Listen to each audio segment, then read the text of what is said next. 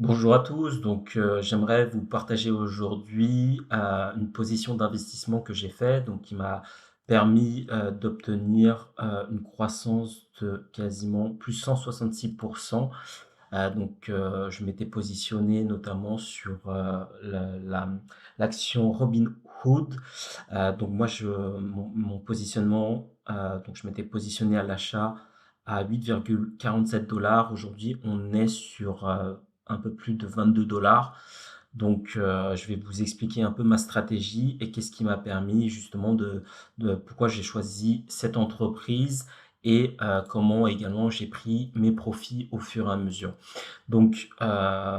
Pour résumer un peu ma stratégie, ma philosophie et également ma façon de faire, moi j'aime bien rentrer dans des phases où, déjà dans des mid cap, small cap et notamment dans des projets où on a eu quand même des retracements, à la baisse très forte et surtout des zones de consolidation du prix, pendant un certain temps. Donc là, on est en weekly, un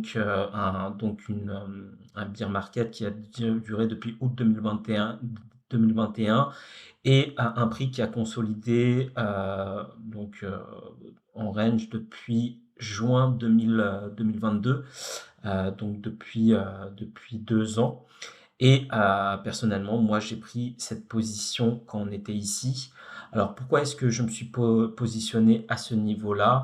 Moi, personnellement, j'aime bien ces deux phases de capitulation, celle au niveau du prix qui a été faite et au niveau du temps. Et donc, ça me permet de rentrer dans une position confortable si les fondamentaux me valident que l'entreprise connaît une bonne croissance.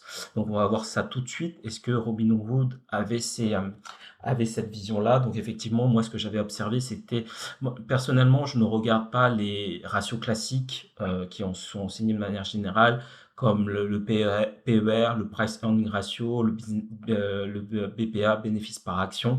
C'est des ratios qui sont importants, mais personnellement, je vais préférer aller fouiller et regarder de manière beaucoup plus détaillée l'évolution de l'entreprise au niveau du compte de résultat, du bilan et des flux de trésorerie.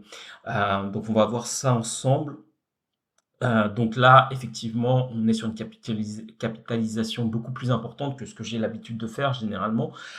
Néanmoins, comme les autres conditions étaient réunies, je m'étais positionné sur cette action-là.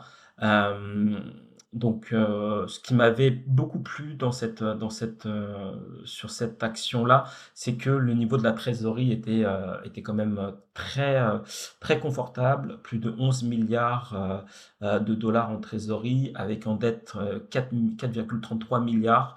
Moi personnellement, ça c'est vrai surtout sur les small caps, où parfois vous avez des niveaux d'endettement qui sont beaucoup trop importants, si ce n'est même plus important que la trésorerie actuelle.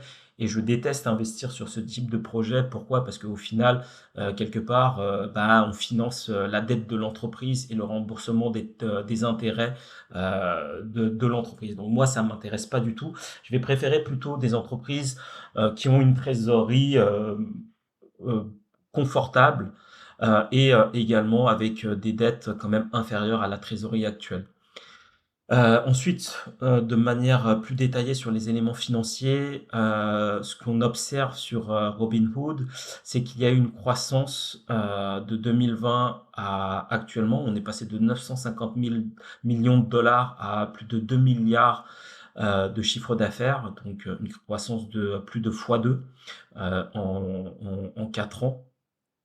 En même pas en l'espace d'à peine 4 ans. Donc bien sûr, l'entreprise a eu, à baisser son activité après, à fin, en décembre 2021. Donc elle a connu une année 2022, donc en baisse en termes de chiffre d'affaires. Ce qui nous explique aussi potentiellement cette baisse-là. Mais c'est justement ce qui s'est passé en 2023, puis ce qui se passe actuellement en 2024 qui est plutôt intéressant. Donc si on se met en trimestriel, on voit que même trimestriellement, on voit quand même une croissance régulière du chiffre d'affaires. Le chiffre d'affaires en tant que tel ne nous donne pas la vision en termes de rentabilité, de résultats nets, de BE ou quoi que ce soit, de bénéfices, de pertes, mais ça nous donne quand même la dynamique, ça nous donne la tangente de l'entreprise et est-ce que cette entreprise-là, intéresse? Est-ce qu'elle arrive à trouver, de nouveaux clients? Est-ce qu'elle vend plus et cetera? Donc ça nous permet quand même de prendre la température de l'entreprise et de son potentiel de développement. Ça ne fait pas tout évidemment, il faut combiner, cet élément-là avec d'autres choses. Moi ensuite, j'aime bien regarder, le résultat d'exploitation. Donc le résultat d'exploitation qui nous donne la valeur opérationnelle de l'entreprise, au-delà parce que le résultat net d'une entreprise et c'est ça qui me dérange dans le bénéfice par action, c'est que c'est un bénéfice souvent consolidé, alors que le résultat net est composé aussi de 3 choses: du résultat d'exploitation, du résultat financier et du résultat exceptionnel que l'entreprise réalise. Et donc moi j'aime bien regarder le BE de manière globale plus le résultat d'exploitation. Et là, ce qu'on voit si on se remet en annuel, c'est que, l'entreprise quand même, commence donc elle avait fait quand même pas mal de pertes, hein, mais elle commence quand même à générer des bénéfices. Et donc du coup décembre 2023, on voit que l'entreprise, là génère, de nouveau des bénéfices avec un chiffre d'affaires croissant, des bénéfices qui augmentent. Donc ça présageait quand même que techniquement on voyait que, en tout cas c'est ce type de configuration que moi j'apprécie et que l'entreprise avait commencé à nous faire refaire des structures à la hausse et effectivement c'était plutôt intéressant de se positionner en tout cas ici.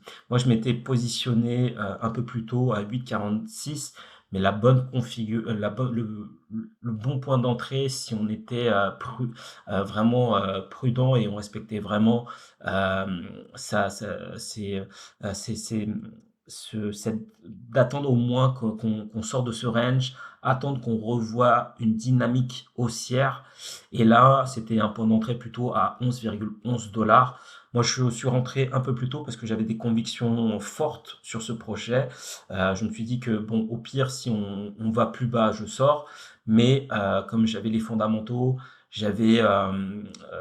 donc c'était une entreprise sur lesquelles, bon, c'est un positionnement qui m'intéresse, avec de bonnes convictions, donc ça m'a permis de rentrer un peu plus tôt. Ensuite, qu'est-ce que je regarde? Ce que j'aime regarder également, donc c'est le bénéfice net de l'entreprise cette fois-ci. Donc on voit qu'effectivement, l'entreprise, donc elle a fait, en 2000, donc là si on se remet en annuel, clairement elle avait fait de grosses pertes, hein. En 2021, elle avait fait quasiment 3 milliards de pertes, donc effectivement ça fait peur. Donc en 2022, donc elle a absorbé un peu ses pertes, donc on est retombé sur du moins 1 milliard de pertes. Et puis donc du coup, malgré donc du coup, et en 2023, donc fin 2023, elle a eu un chiffre d'affaires de nouveau en croissance, une amélioration de son résultat d'exploitation, une amélioration de ses bénéfices nets. Quand on se met en trimestriel, là on voit qu'effectivement c'est depuis décembre 2023 que l'entreprise vraiment, nous sort de nouveau des bénéfices. Donc c'était vraiment dans cette zone-là qu'il fallait vraiment se positionner, pour avoir des prix intéressants. Après au niveau des flux de trésorerie, qu'est-ce qui est intéressant à regarder? Tac, tac, tac, donc bon ici on voyait quand même qu'il y avait une grosse émission, d'actions le 31/12/2021.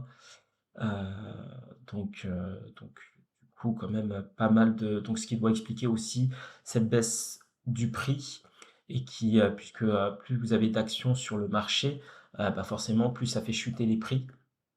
Donc ça avait permis quand même à l'entreprise de générer en trésorerie, 5 plus de 5 milliards de dollars de trésorerie avec, et donc plus de 2 milliards obtenus grâce aux actions émises. Hem, donc après moi, ce que j'aime bien regarder aussi généralement, ce que font les initiés, les transactions qu'ils font. Donc là, on voit que ces 6 derniers mois, ils sont majoritairement à l'achat. Donc on est sur du 5 milliards. On nous OK, tac, donc ces 6 derniers mois, OK.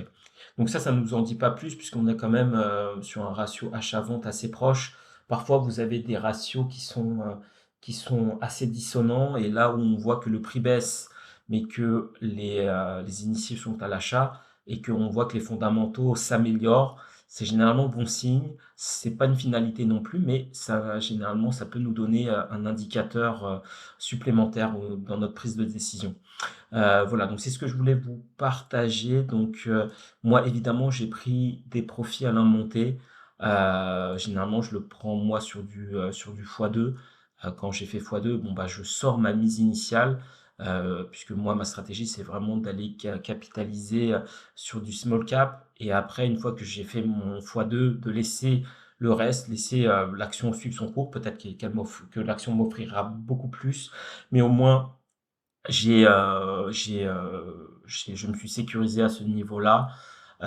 Bien sûr, j'ai pris une taille de position sur lesquelles je suis confortable, sur lesquelles, bah, je ne stresse pas, je dors la nuit tranquillement. Ça reste quand même des actions volatiles.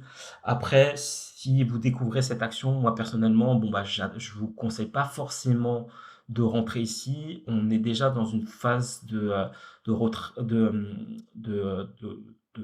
il y a quand même eu depuis le plus bas, il y a quand même eu, un fois 171.